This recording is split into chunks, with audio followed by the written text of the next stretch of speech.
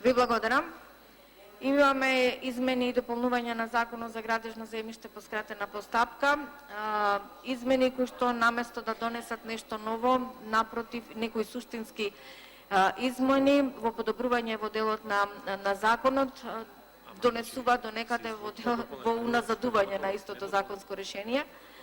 Во тој контекст, сметајќи дека доколку на ваков начин се прифати предлог измените кои што беа поднесени од страна на Министерството за транспорт и врски, ќе имавме сериозни проблеми при имплементацијата на законот во делот на отуѓувањето на градежното земјиште.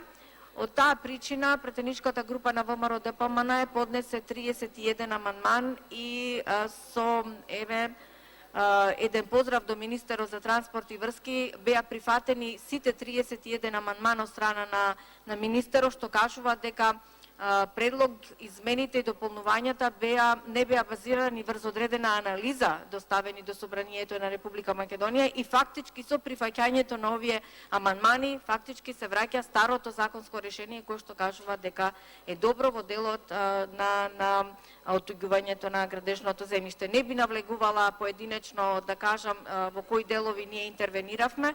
Деловите беа суштински, бидејќи измените беа во начинот на водење на постапката, предвидува општините по сила на закон да преземат поголем број надлежности, а и самите не се доволно екипирани ниту финансиски, ниту стручно да ги издржат овие терети дополнителни кои што Министерството им ги даваше. Се на некој начин Министерството за транспорт и врски сакаше да се изземи од надзорот врз локалните самоуправи доколку нелегално или согласно не закон ги отуѓуваат градежното земјиште. Сето во овај дел ние интервениравме и уште еднаш благодарност од пратеничката група на ВМРО ДПМН што министерот беше кооперативен и ги прифати сите 31 амандман од пратеничката група на ВМРО ДПМН. Благодарам.